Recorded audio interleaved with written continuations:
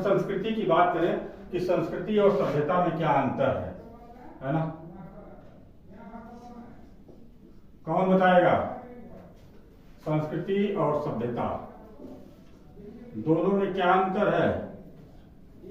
संस्कृति सब चली जाती है और सभ्यता जो हम व्यवहारिक। संस्कृति मतलब जो भी हमारा रहन सहन है, रहन सहन के तौर तरीके हैं, है ना, उन्हीं आदर्श रहन सहन के तौर तरीकों को ही हम लोग किस नाम से जानते हैं? संस्कृति। जैसे आप स्टूडेंट हो, आप आते हो, टीचर आते हैं, आप खड़े होते हो, उनका अभिवादन करते हो, तो इसको हम लोग क्या बोलेंगे? एक संस्कृति है। ठीक है, यहाँ का पहनावा, ओढ़ावा, जितने भी तरीके से खान पान, रहन सहन, ये सारी संस्कृतियां हैं। और यही संस्कृतियां अगर क्या हो जाएं, बहुत पुरानी हो, है ना, प्राचीन में हो, तो उनको हम लोग किस नाम से जानेंगे? ये संस्कृतियां जब पुरानी हो जाएंगी तो इनको हम लोग क्या बोलेंगे? सभ्यता कहने लगेंगे, उस काल की सभ्यता। जैसे हम लोग सिंधु काल की सभ्यता पढ़े, वैदिक काल की सभ्यता पढ़े, तो वैदिक काल की सभ्यता, सिंधु काल की सभ्यता, यानी उस समय जब सिंधु काल था, जब वैदिक काल था, उस समय की जो संस्कृतियां थी वही आज हम लोगों के किस रूप में है? सभ्यता के रूप में। ठीक है, तो ये हो गया आपका।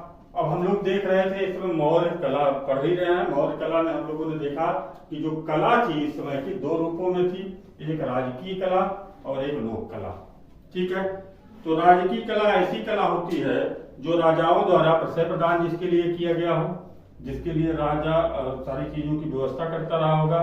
तो इस समय जो कला थी अपने चरम पर थी।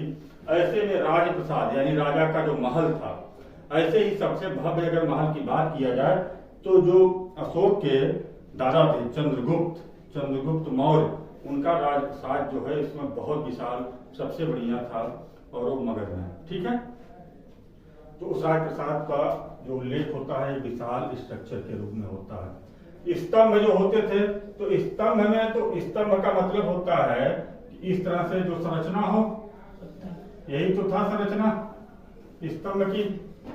लेकिन इस पर जो पशु आकृतियां हैं, कोई भी पशु का निर्माण हुआ है, कमल का निर्माण हुआ है ना, सप्तमियो जयते लिखा है, तो ये सब किसके अंतर्गत आ रही है?